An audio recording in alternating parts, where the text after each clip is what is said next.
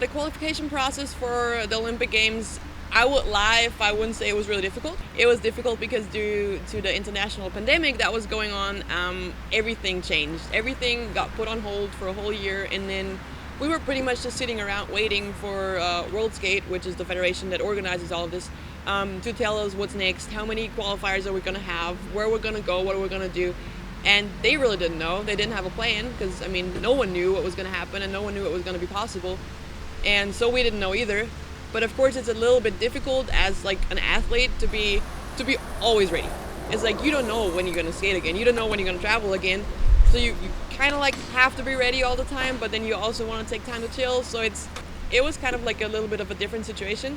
Also, too, I like hurt myself really bad pretty much a year ago, which then it was really, really nice that we didn't have the skate contest because I like dislocated and broke my elbow and really was not, I mean, I could skate again after like 2 or 3 weeks with like a huge brace and a cast and everything, but I definitely wasn't ready to skate competitions, and it took me about half a year.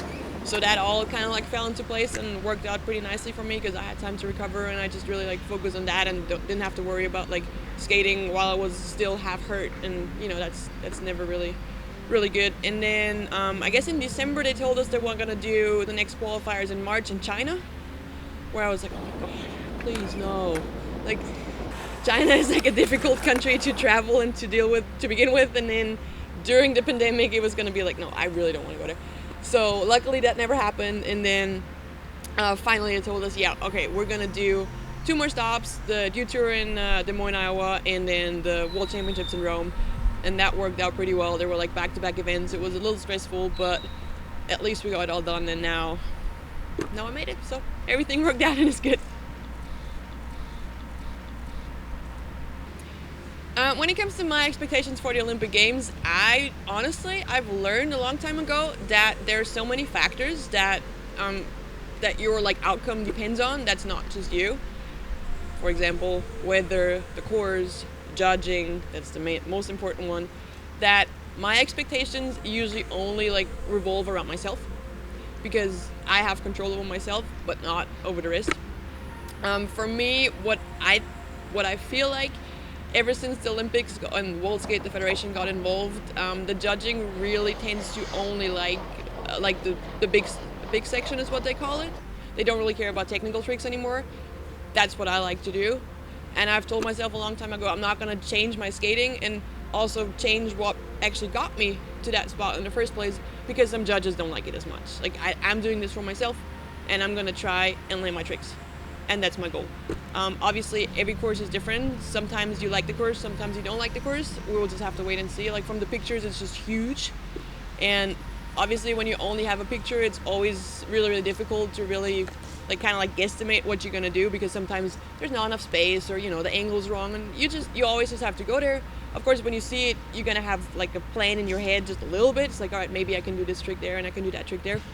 But honestly, you have to go there, look at it, roll around for a little bit, and then I usually have like a plan in my head of what I want to do, tricks that I could do, and my goal, always and forever, just land what you have planned. That's it. And if I do that, I'm gonna be happy. Whichever place that gets me, I have no influence over that. But I'm hoping if I land my tricks, I can like be somewhere up there. But again, if not, that's fine. I'm gonna be happy if I can just do what I aim for. I think that Olympics are gonna be really, really good for skateboarding. Just because, like I just said, you have those people that are like, oh yeah, well that's all bullshit and blah blah blah, and we don't need this. But nothing's gonna change for them because they're gonna still have their session with their friends, and nothing's ever gonna change that, and that's awesome.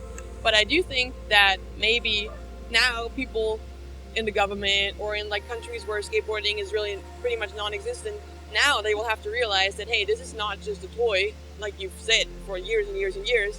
This is actually a sport. It's an Olympic sport. So you will have to build parks. You will have to invest money in it, into like the newcomers and, you know, next generation and just like infrastructure.